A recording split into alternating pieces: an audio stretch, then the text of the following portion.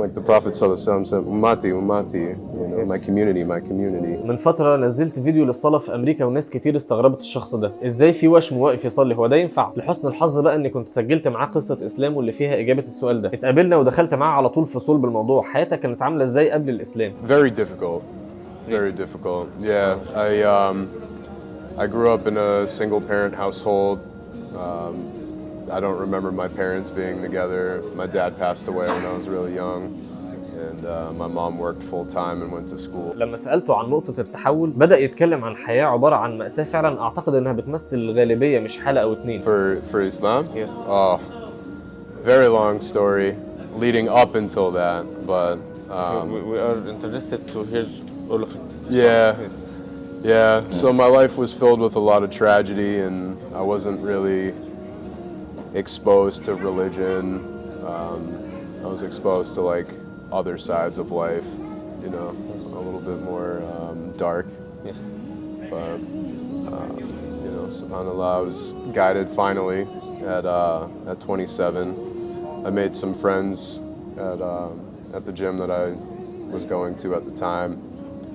And you know, I would mentor them with my life stories and how I got through everything that I did. Yes. And they would teach me little facts about Islam, and you know, I came to it with an open heart.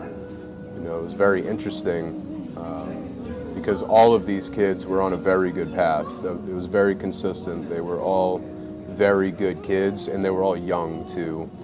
So I knew they all shared something in common that kept them that way, you know, and that was Islam.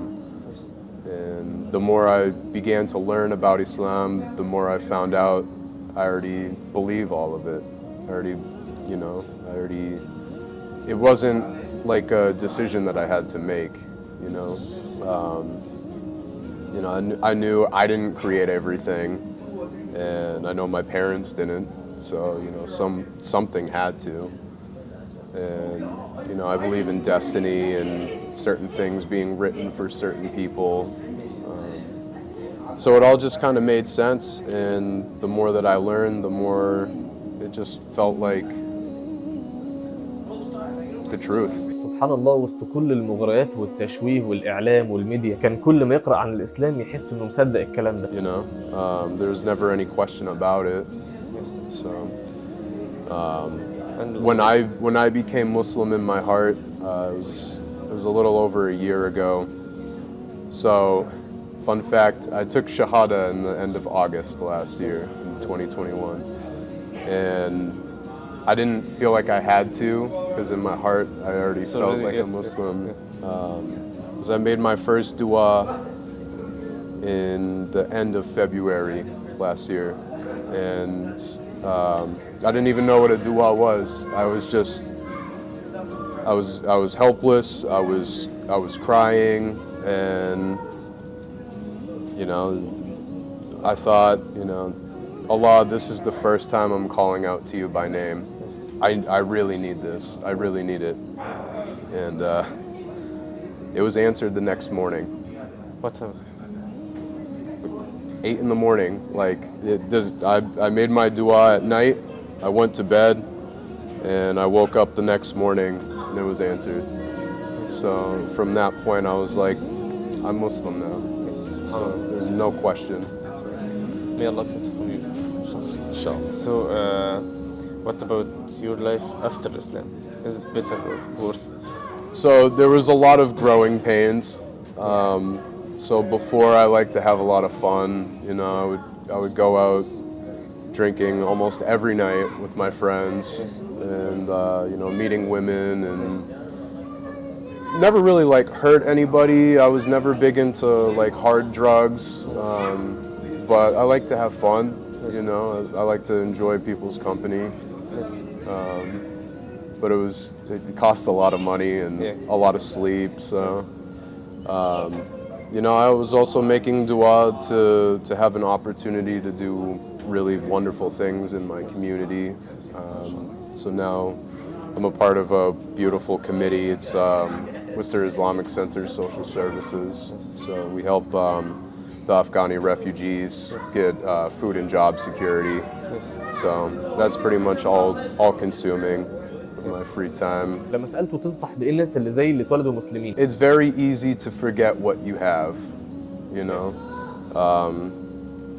You know, I did some reflecting in Surah Al-Kahf with the man that had the garden, and the garden was all he cared about. It was everything to him. He was very arrogant and narrow-minded, and he was, you know, cultivating his garden, and then Allah took it away like that, you know. And this is the same thing can be applied to our deen. You know, we get so focused on how can we be better today that you forget about the community. You know, like the Prophet ﷺ said, "Ummati, ummati," you know, my community, my community. That's what's important to me. You know, more so than me and my akhirah. It's the community, because we have to go together. You know. That's my advice: is don't ever get so caught up that you forget how spoiled you are to have Islam, because you know we don't deserve Islam. You know, Allah gave us Islam as a mercy to mankind. We don't deserve it.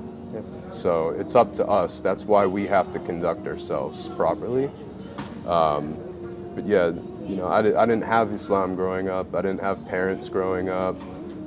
So it's really important to always remember how spoiled we are to have Islam to begin with. You know, and what matters is everyone. انا اتاثرت جدا بمقابلتي معاه، حبه وحرصه على الدين وتقديره للمجتمع المسلم عامل ازاي، في الوقت اللي مسلمين كتير للاسف بيتملصوا من اي حاجه ليها علاقه بدينهم. الراجل حاسس ان الدين ده عظيم لدرجه اننا ما نستاهلوش، واحنا متكبرين نطبق الدين ده على نفسنا كانه استغفر الله العظيم يا رب ما يستاهلناش. الراجل ده ساب كل حاجه وراه لحد ما بقى مش معاه ثمن العمليه اللي يقدر يشيل بيها الوشم ده، وده السبب انه لحد دلوقتي بيصلي بيه. حقيقي كام دقيقه معاه غيروا نظرتي لحاجات كتير. كلامه تحسه طاقه بتصبرك وتخليك متفائل جدا رغم كل اللي بتشوفه، فحبيت انقل لكم التفاؤل ده. سلام.